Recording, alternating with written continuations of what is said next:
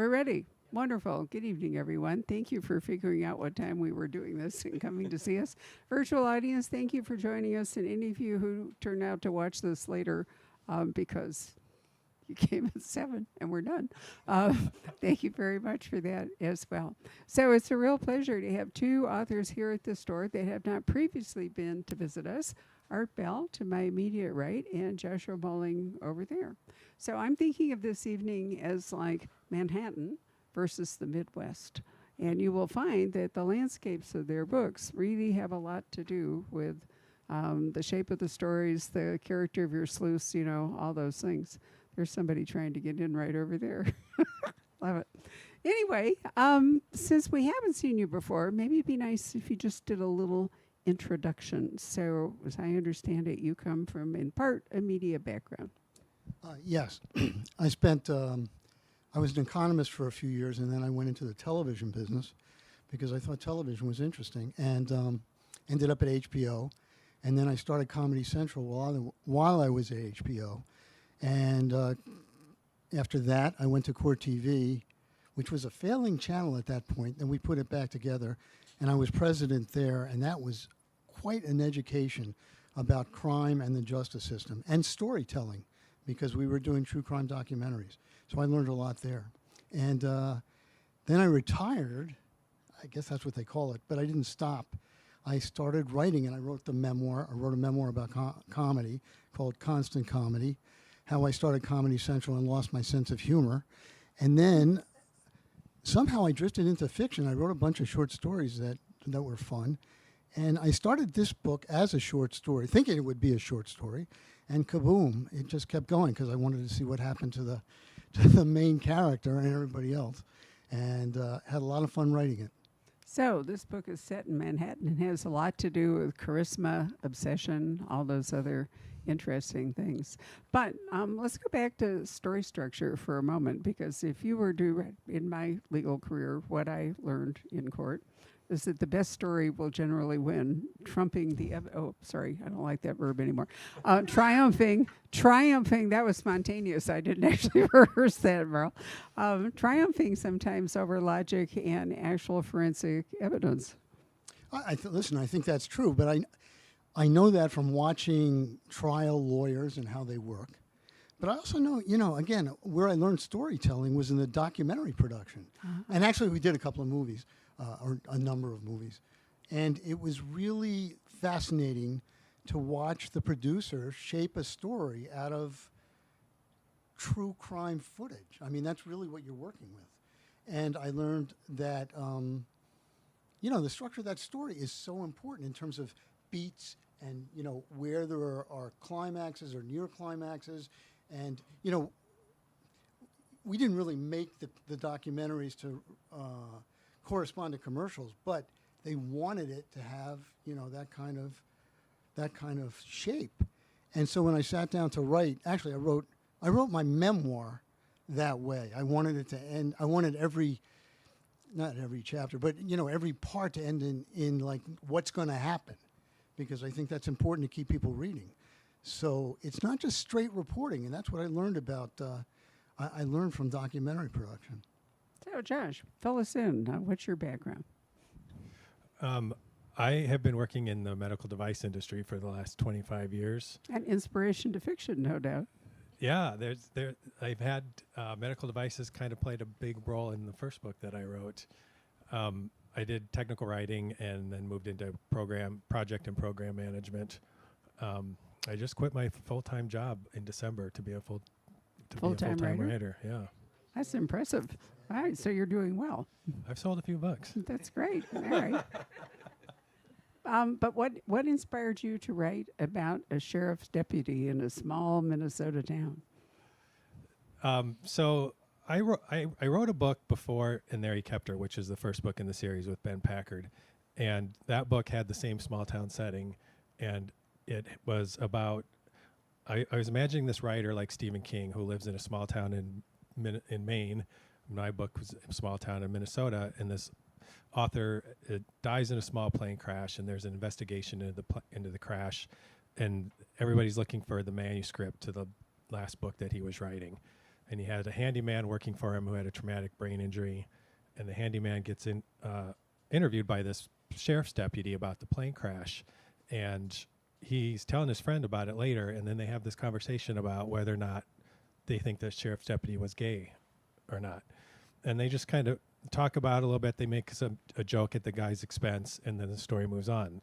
The sheriff's deputy didn't even have a name in that book. And I sent it out, and about a dozen agents read it, and they all came back and told me the same thing, that the book didn't work. And I couldn't figure out how to make that book work. And so I was trying to figure out what I was going to write next. And I just was thinking, I liked the small town that I came up with. And I was like, what about a gay sheriff's deputy in a small town in Minnesota? What would that be like? Where did that guy come from? And what does his day-to-day life look like? And what brought him there? And so I kept that same small town setting, and I gave that sheriff's deputy a name and wrote, and there he kept her to find out where he came from. So we have Ben Packard, right? So the reason I was looking at my phone was, one, to turn it to silent, because, it's really embarrassing if my phone rings while the rest of you are sitting there, which is a good moment to remind you it might be a good idea if you silence your own as well. But also, I got some helpful questions from a publicist, which is a fairly rare thing, because mostly they just throw authors at us and I wing it. But I thought it was sort of fun. But as I was telling Josh, one of the questions I disagree with, which is that there are very few gay sleuths in crime fiction, and that is not true. And it actually, there are more now, but there have been for a long time. People like Joseph Hansen, for example.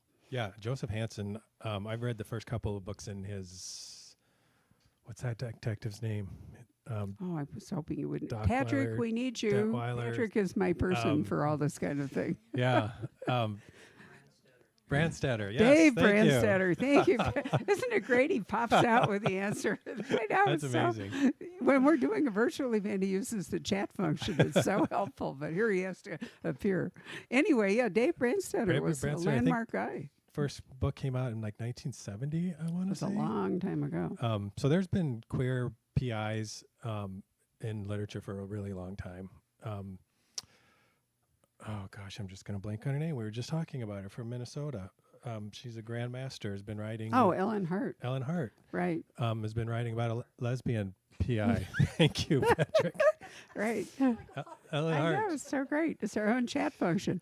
Has been And writing- recently, I was mentioning, I'm really taken with the books by Lev Rosen. I think he writes as Lev A.C. Rosen because he's written other things. And he wrote a book called Lavender House, which is set in 1950s San Francisco, when I was a student at Stanford. And I'm telling you that his 1950s San Francisco bore no relation to my 1950s San Francisco. It's amazing how, when you're living through you can be oblivious to so much around you, and through books later, Absolutely. you can go back and find out, things that are huge. I hate it when my life has become history, but nonetheless, it's been a revelation.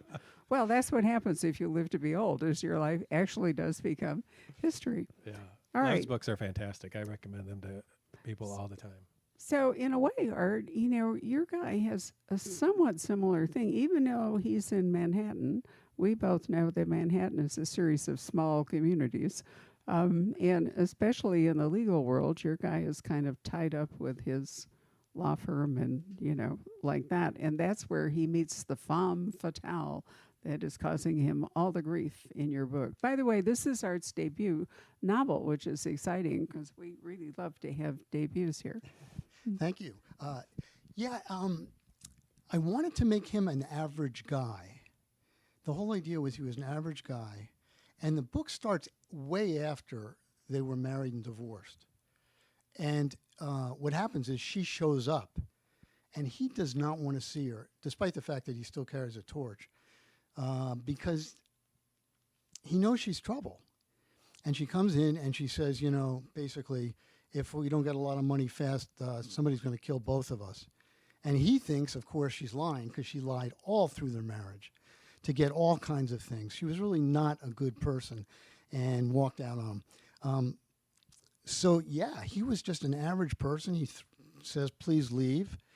that night he goes home and his apartment's tossed, and he starts thinking, wait a second, is she telling the truth? And then he wants to find her, because if she's telling the truth, she's in trouble, and he's in trouble, and he can't find her. And that's where the book starts. But he is really part of the story. And I got this out of noir. I'd like to mention this. I read a bunch of noir when I was younger. I keep reading noir. And before I wrote this book, I read some 1950s noir. And what I noticed when I read it was so much of noir is romance. It's love stories between the hero and somebody else. And sometimes those love stories go, are good and go well.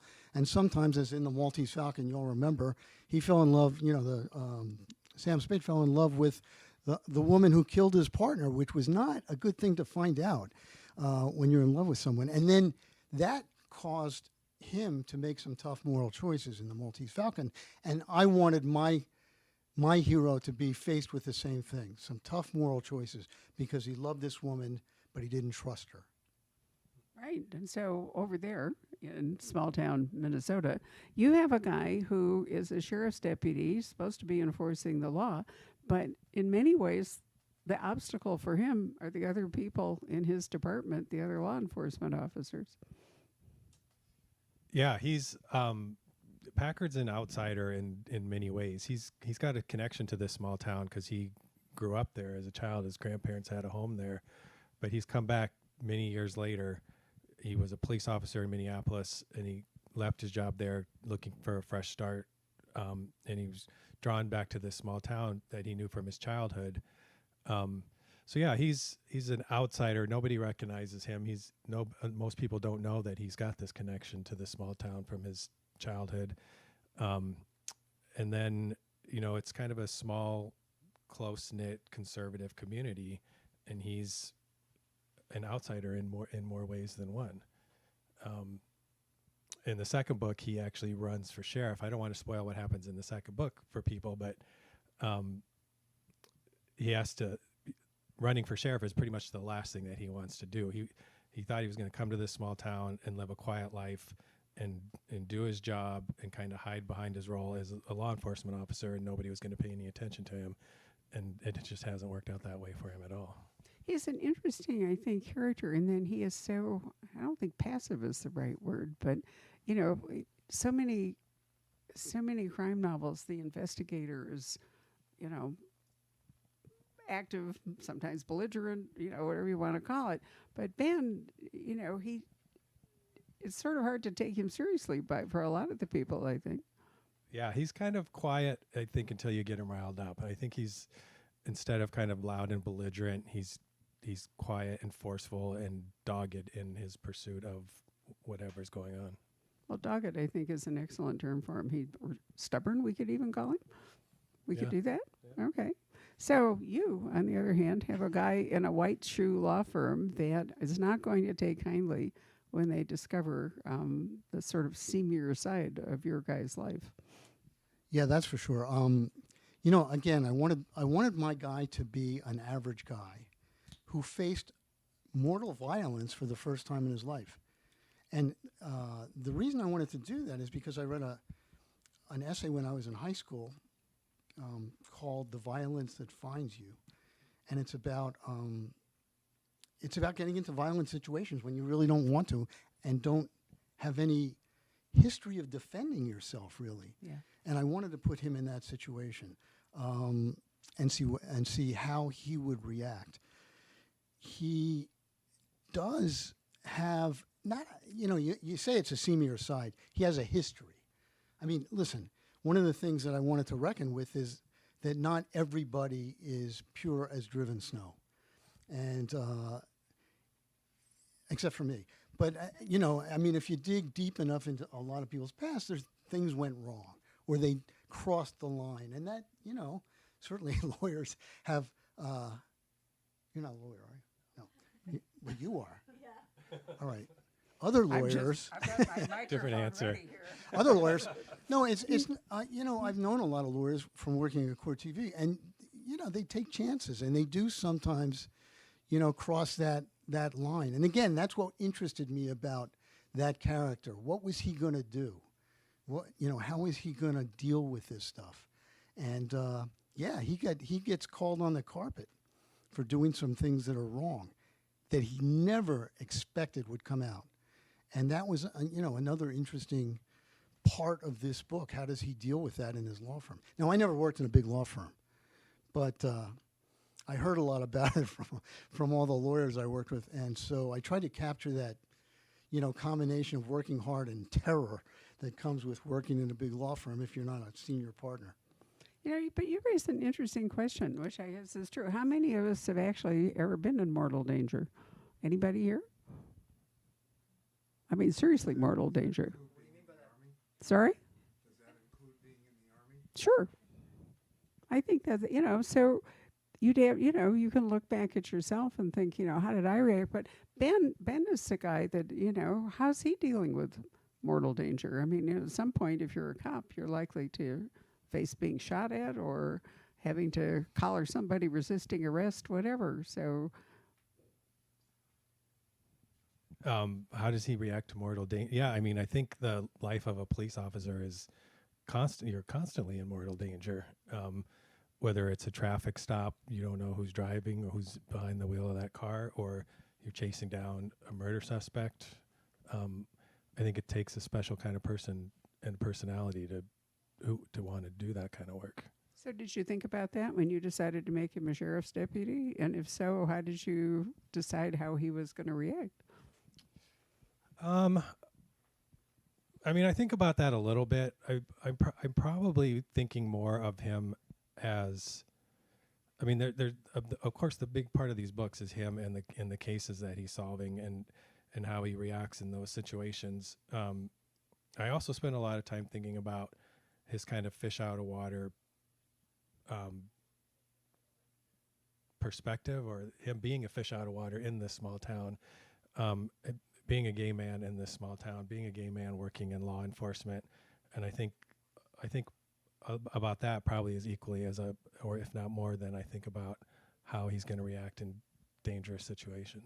I think that was one of the things I liked about Lev's Lavender House so much, is what would it be like to be a homicide cop in San Francisco if you were gay in a time in the 1950s when there was like zero tolerance for it. Yeah, I mean, that's the whole premise of those books is his PI starts out as a homicide detective in San Francisco and gets busted in a raid on a gay bar and gets beat up by other cops. Right. And thrown off the force. And then but my point is that it doesn't have to be a small town. San Francisco is not a small town, but the same dynamic, works out. Yeah, and in a big city in the 1950s. Yeah. Right. So let's talk about Gabriella a bit, because you've already mentioned noir movies, and I'm seeing like Joan Crawford or one of the. I mean, there were roles for women in those noir films that were really amazing. Do you see Gabriella Lopez, who's the femme fatale in your book? And are you talking about Leslie, the femme fatale? Isn't her name Gabriella? Gabriella is the PI that shows up. Oh, sorry. I'm talking about Leslie. I'm in the wrong place in my prompt sheet here. Leslie, right. Yes, Leslie is the femme fatale, although updated, I hope you noticed, for the modern audience. I mean, listen, what the guys writing in the 40s and 50s and 60s got away with in terms of how they treated women. Well, I guess it wasn't getting away with it so much as that was what was going on. But no, Leslie is portrayed as very, very smart and very, very appealing. And she knows that she's appealing and she knows that she's smart. But she came from a very rough background. So she's a pretty tough person. Damaged would be a good word. And she treats Henry so badly, even after they start going out and everything. And, some people have questioned that, like, why would he stick around if she's treating him so badly? And I said, well, I've had relationships, well, not many, but, I've had a relationship, for example, where I stuck around even though I was being treated badly. It was strangely part of the attraction. I mean, I hate to admit it. I was very young. But a lot of guys go through that, where they just fall for the wrong gal. And it's not just guys. Yeah, see, no, I don't know the woman's perspective on that. I'm here to tell you about it. As well. We'll fill you in. I'm glad this will help on the next book. Right. I think in our lifetime, most people at some point are attracted to somebody who's just really wrong really wrong for them or really bad, but it's as you say, it's kind of hard. So who is Ben having to deal with? He must have some kind of personal life. Yeah, I try to get Ben laid in every single book. That's like one of my main goals. he's And he's not what- looking for the long-term thing right now. People keep telling me, they're like, when is Ben going to get his happily ever after and settle down and with the right guy? And I was like, you can't do that this early in a series. Yeah. It's been like, yeah, exactly. I give him. He needs a little bit of space, I think. And those spouses always get killed in the series, so don't get too attached to the spouse, because Michael Connolly did it, William Kent Kruger did it. Yep. And those old John D. MacDonald, Travis McGee books. Every time the woman fell in love with Travis McGee, she was dead in the next book. Yeah, but that's that Superman syndrome. He can't reveal who he is. As Clark Kent, lowly reporter, or Lois Lane, and whatever will be in jeopardy. And so that is a problem if you have a romantic partner connected to somebody who's facing danger all the time. The odds are pretty good that the romantic partner may also get sucked up into it. Yeah, exactly. Can I ask Josh a question? Sure. I thought you did the sex scenes very well. And I had to write a sex scene for the first time in my life.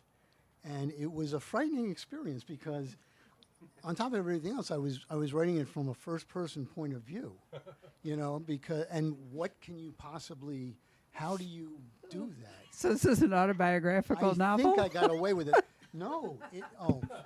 All right. I'm sorry. My wife may be watching this, I don't really want to go home to a mess. But I thought you did very well with those, and I guess you're not as afraid to get into that. When I have to write the sex scenes in my book, I think about my mom. Think about what? Okay, I think about my mom reading. That. Oh, I think about my mom reading my book. What she's going to say. Yeah. That's yeah. right. My mom doesn't need that kind of education from me. So I keep it. I think my approach to the sex scenes is probably similar to my approach to the violence. Like in the first book, he's got these women. The bad guy in the first book has this history of kidnapping women and keeping them locked in this pink basement dungeon with chains hanging on the wall and a stained mattress on the floor. But I don't go into great detail about what happened to those women in that room, because I think your imagination will fill in the blanks and be much more horrific than what I would describe for you. And I think the sex scenes are the same way. I just kind of give you a couple people and set the scene and then let you fill in what happens next. You did a good job, and I think less is more in sex scenes generally. I read something once. If you stood Marilyn Monroe and Marlene Dietrich side by side and looked at what they were wearing, you could see the difference in approach. Marlene Dietrich would be draped from the neck to the floor, but she would be slit right up to her ass, right? So when she moved, it was mysterious. Marilyn Monroe, on the other hand, was sewn into her clothes, and there was nothing left to the imagination. And they both worked as sex goddesses, but it was an entirely different thing. Do you expose it or do you conceal it, and which is more appealing? Right. So do you want to ask Josh any other questions? Because we need to find out what his plot is about. We haven't gotten there yet. Well, I know what the plot is about, but do you want to talk about that? Yeah, so this is the third book in the series, and each book has its own kind of standalone crime that Packard is solving. But one thing that's carried over the three books is, I mentioned Packard grew up in this small town, and his grandparents had a house there, and they spent a lot of time as kids there until his brother disappeared over the holidays one year. Over Christmas, they found the snowmobile. They never found his brother's body. That was 30 years ago. And so I've kind of been teasing, Packard's in the sheriff's department now. He might have a chance to look into what the old case and what happened to his brother. So I've been teasing that over the first two books, and I was like, okay, in this book, it's time to answer the question of what happened to Packard's brother. But then when I was getting ready to write the book, I was worried that wasn't enough to carry the whole book. I wanted there to be another crime somehow connected that he had to look into. So I had his mom come into town, and they went back to the grandparents' house where it's owned by somebody else now, and they find out that the woman who owns the house recently fell down the stairs and died in what looks like an accident. But Packard knows this house pretty well, and he sees something that just doesn't sit right with him, and the story about her falling down the stairs doesn't make sense. So the house kind of connects the two cases. It's where his brother disappeared from 30 years ago. It's where this woman fell down the stairs. And so A Long Time Gone is Ben Packard trying to find out what happened to this woman. And in the process, he also gets all the answers about what happened to his brother 30 years ago.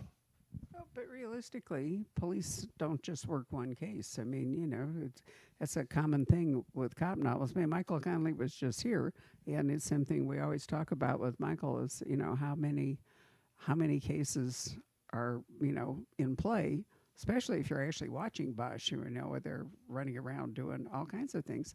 So it wouldn't be realistic for Ben just to be looking into his brother's death unless he was like on vacation. Yeah, absolutely. Claire McIntosh, who's from the UK, just wrote an article recently about how hard it is to be, and she was in the police in Right, the UK. she was a policewoman, yeah. And she detective. just wrote an article about how hard it is to be 100% truthful to what real police work is in fiction, because she said so much of police work is boring, and it's sitting around and it's waiting for the phone to ring, or it's waiting for somebody to get back to you.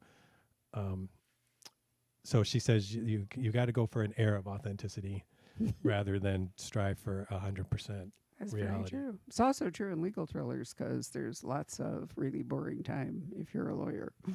Yeah, I understand that as well as anybody, because every lawyer in America who didn't want to be a lawyer found his way to court TV and said, put me on television because that looks like more fun. I think that representing boredom in books or movies is one of the hardest things to do. And a lot of movies and books that I can think of do represent or do talk about the, sitting outside in a car for waiting, in a stakeout, or certainly the lawyers and what they have to do to find, before they put the case in front of the jury. It's much more interesting to watch them tell the story in front of the jury. But there's so much that goes into it before that. And by the way, I don't, you mentioned legal thrillers. I don't really consider this a legal thriller. No, it isn't. Even though it's about a lawyer, and I made him a lawyer because I just knew a lot of lawyers, and I thought that was kind of an average person who did not want to get into a fight, or have himself threatened in any way. So that was it. But I believe that representing boredom in movies, 2001: A Space Odyssey, he worked very hard to make boredom interesting. I don't think he succeeded very well, but especially in the early stages. But I think it's important to. You're right.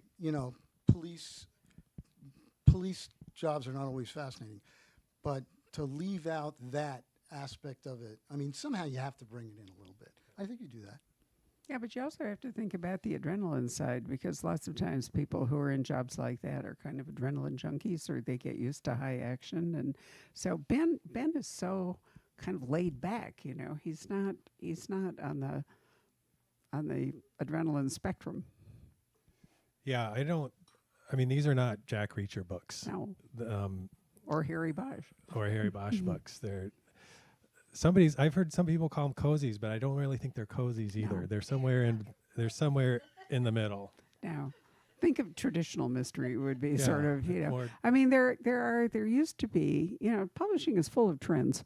Currently, we're having one where the Gothic is so kind of soft that it's moving into horror. I just did the event grids for all the major publishers, meaning in March, I had to tell everybody what we wanted to do from September to next January.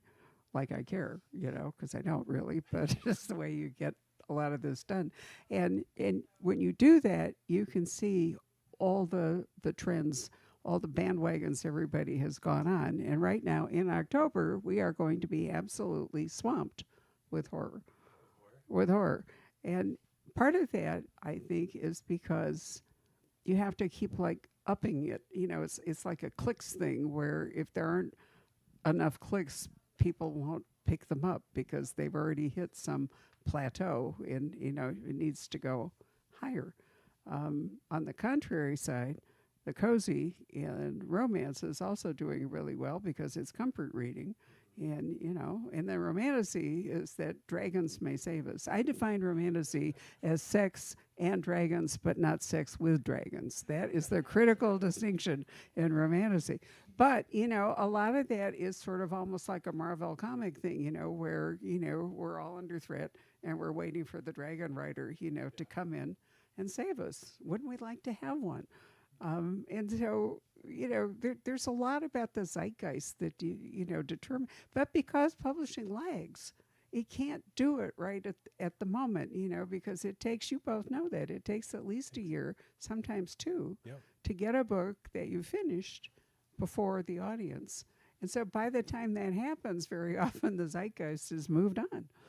But the kind of book you wrote is kind of a classic Exactly. way. That's classic. I mean, there's a murder, a mystery that's been going on since Sherlock Holmes or Sure. before, and I can't remember a time that.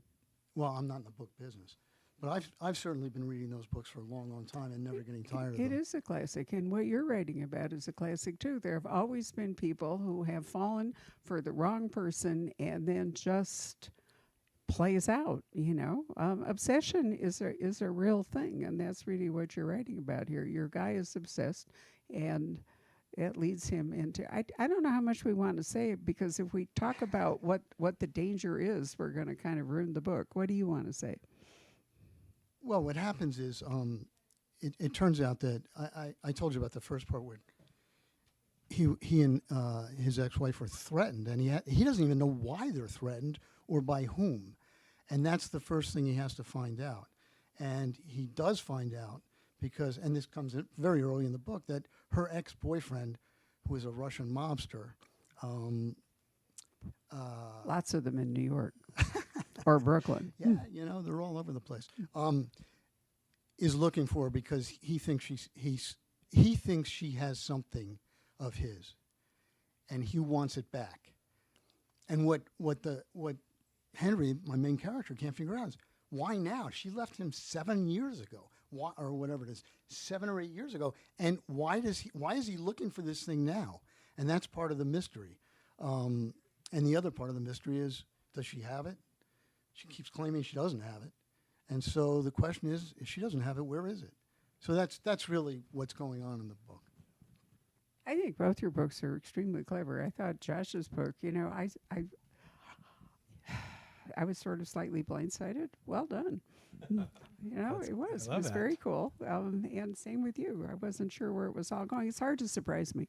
So I always like it when that actually happens. Maybe we should see if the audience has questions. What do you think? Any of you who've come like to ask any of the authors a question? Oh, here we go. Let's start with you and move backward. Josh, the character of the mother in here, is that based on anybody you know? Josh, can you Based on repeat your the comment. question? Because otherwise the audience won't get it, the virtual audience. The question was whether or not the mother, Ben Packard's mother, in A Long Time Gone, was based on anybody I know, and the answer is no. But there's an Arizona connection to the mother in that book. So I can't remember if it was the first or the second book, but I mentioned in passing that Packard's parents got divorced. His mom was living in Arizona and his dad is in Florida. At least it was Arizona, not Santa Fe. Thank you, because that's mostly where they send people in books. And so about 3 years ago, my husband and I came to Phoenix because he had a conference for work, and we went up to Sedona to go hiking for a few days.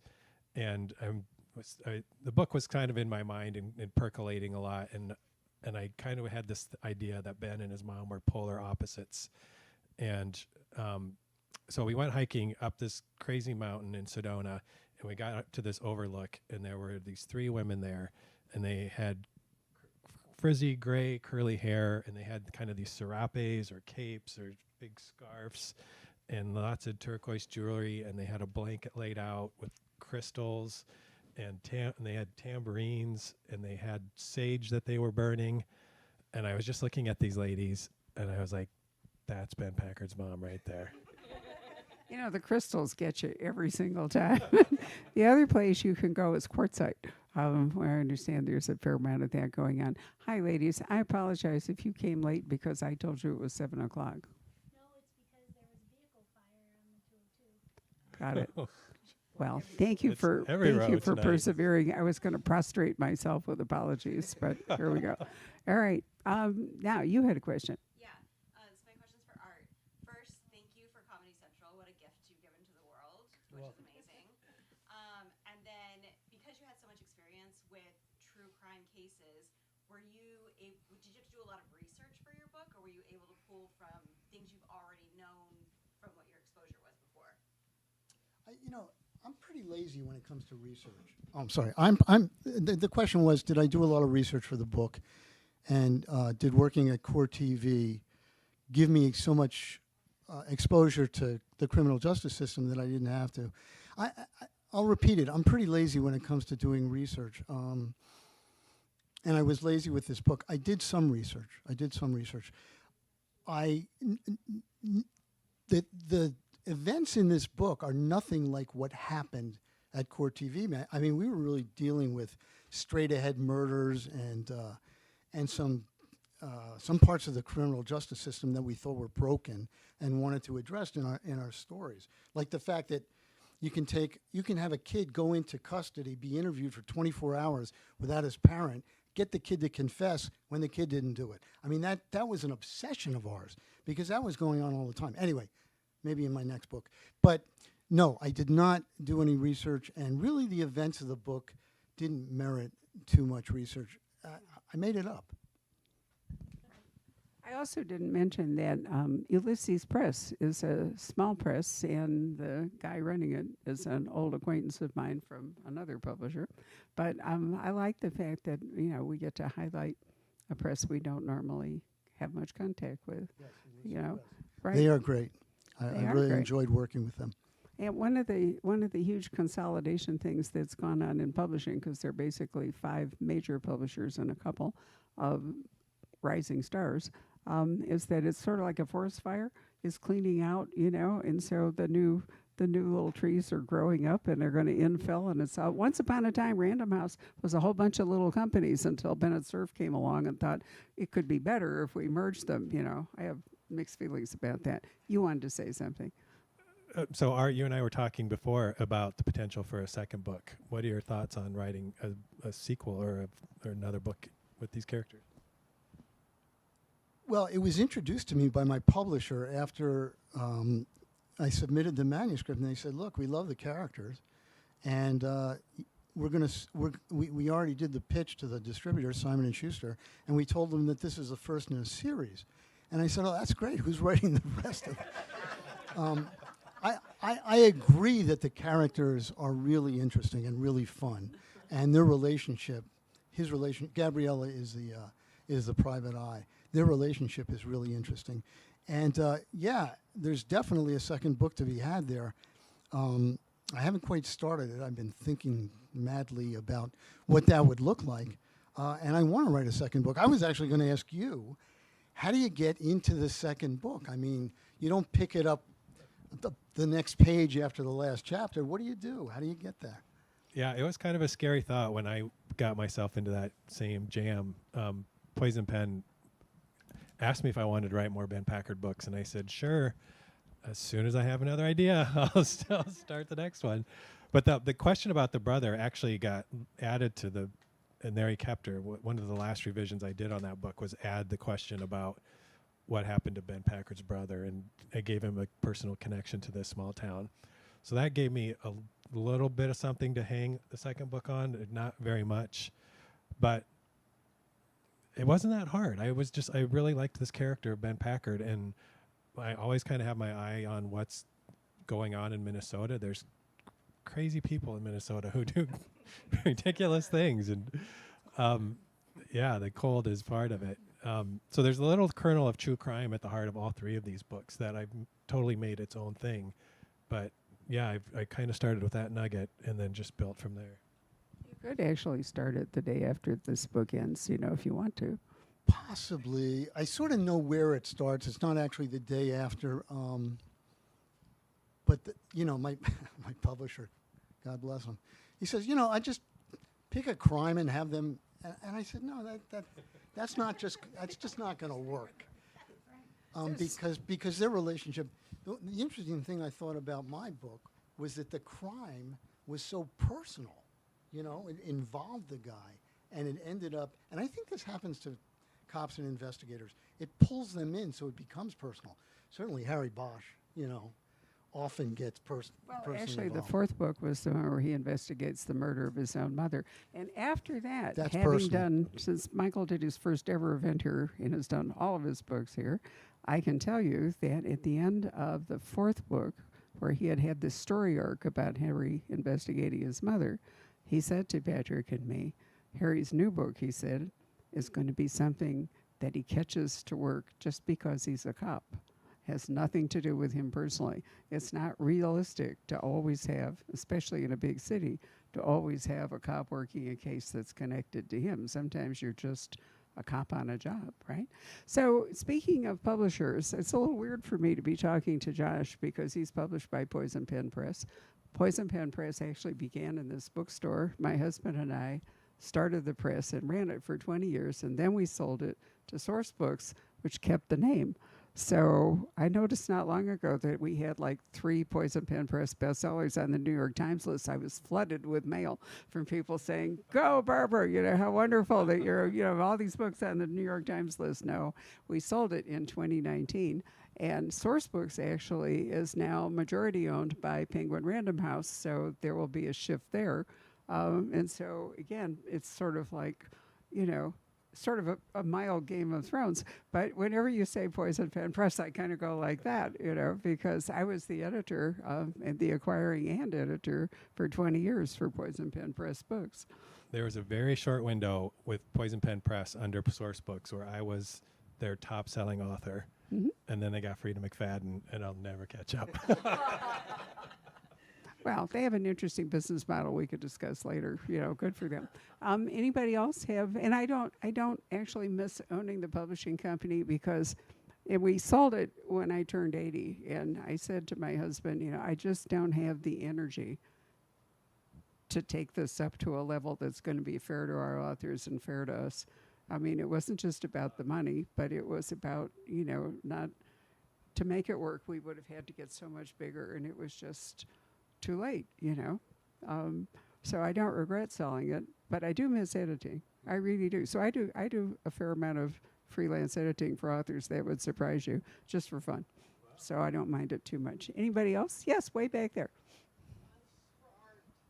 Josh had taken my question away from me, but about what the next novel would be like. But you have so many interests and a very incredible career. You have if you didn't do another book like this in this genre, film noir, what would you write about? Well, as I said, I'm going to do another book in this genre, probably starting with a sequel to What She's Hiding. The third book will be a sequel to the second.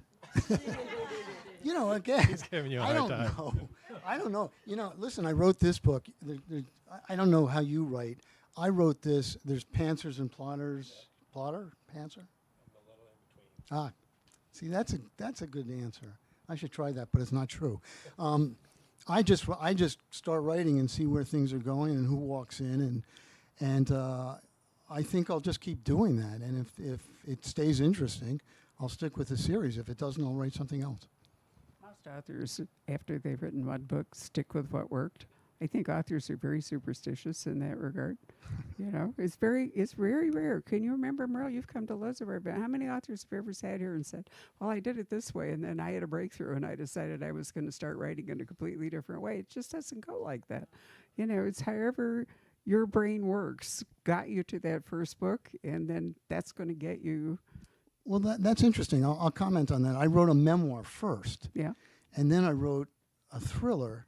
And this is a true story. I ran into Walter Mosley in the lobby of a New York hotel, and I said, "Mr. Mosley," hoping he'd hear me and then kind of hoping he wouldn't, because what would I say to the guy? But anyway, he did hear me. He said yes, and we talked for just a second, and I said, you know, I love your work. I wrote a memoir, told him the name, and I just wrote a thriller. And he said, wait a second, you wrote a memoir and then you wrote a thriller? He said, that's like going from wrestling to boxing. And I thought a lot about that. And in my case, it wasn't really. It wasn't that big of a shift. Because as I said, I wrote the memoir, and somebody commented to me, not quite as a thriller, but it was really about, you know, trying to do something that was very, very difficult and being thwarted at every turn. And I liked the idea that people would wonder if I actually got through it, even though they knew what happened. They knew it was successful. But so for me, it was not that big a shift. I actually this is kind of crazy. I just finished this YA thing, and I don't know why I wrote it. I just started writing, and again, characters got interesting. It was based on a little adventure I had in my life. And I don't know. Maybe it'll sit in my drawer. Maybe I'll do something with it. But I am definitely going to write the sequel. That's my next project. Excellent. Speaking of writing more books, tell us about what's going on with you in future books. So, yeah, a lot of people have been asking if this is the last book, the last Ben Packard book, and it's not. The fourth. Is that because you finished the story arc Yeah, 'cause it about kinda Ben wraps finding up. his brother? Yeah, it But kinda that's wraps just up an arc nicely. within a broader arc. Yeah. So yeah, there's going to be. I've written the fourth book. I have a contract for 2 more Ben Packard books and a standalone, and then so I'm trying to think of them in kind of 3-book, not trilogies, but kind of 3-book packages. And so, I just finished writing the 4th book, and I'm taking a bunch of notes for the 5th one, and I'm trying to think about. I don't want to like artificially put an arc over all 3 books all the time, but I'm trying to think ahead about what happens in these next 3 books that kind of connects them together. Excellent. That sounds great. Does anybody have a final question? No?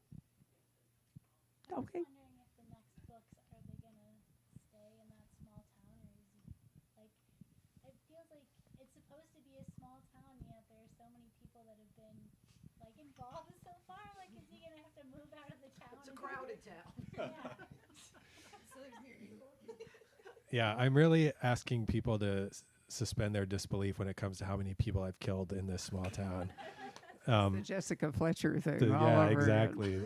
It's the murder of the week when you come to Sandy Again. Lake. Should have made it a tourist town. That way you have a constant recycling of population. Maybe you could develop a theme park on the edge of town. Yeah. I mean, small As towns. an editor, there's always Small towns in Minnesota, a lot of them have kind of this cabin culture where people have second homes in these up north on these lakes, and so there are a lot of people coming and going in these small towns. And the 4th book, it's still in Sandy Lake, but I brought in some new people. sounds great. Well, I want to thank you both. Thank you. Oh, sorry. You go right ahead. No, I was going to ask, since you are kind of like on a roll with your next few, do you ever, is it hard to practice self-control when you're like, oh, I really want to put this in this one, but I'm going to wait, I'm going to put it in the next one? Like, does that ever get hard, you know, like you have to practice your own patience to like not release something quite yet? Yeah, that's a good question. I haven't had that exact problem yet. I mean, when I started writing the 2nd book, I was like, are we going to get to Packard's brother in this book or not? And as I was starting to write it, I was like, no, we're not going to get to his brother, because there was the murder in that book, and then there was the election in that book. And I didn't want the Packard's brother story to just feel like an epilogue tagged on to the end. And so I did have to push that 1 more book. Yeah, as I'm thinking about books 4, 5, and 6, I haven't thought anything about book 6 yet, but they're coming together. But yeah, there's no shortage of Writers are ideas. never lonely. They always have, people in their heads all the way around. I know. It's so great. You can have lunch with a dozen people, right? Sitting by yourself at your table. Love it. So this is the point where I like to give away a reading copy to thank all of you for coming. And normally we do this by numbers, but I have a better idea for tonight. So since I know you've never been here before, I'm going to give you an autographed advanced reading copy of Art's book, okay? And this lady way in the back, you came for Art, right? But I'm going to give you the autographed copy of Josh's book. Okay? So thank you all very much for coming. Virtual audience, thank you for joining us. Bye. And if you would like to talk to the authors, get a book signed, take photos, they can stay at this table, and you can do that. So thanks very much for coming, everybody.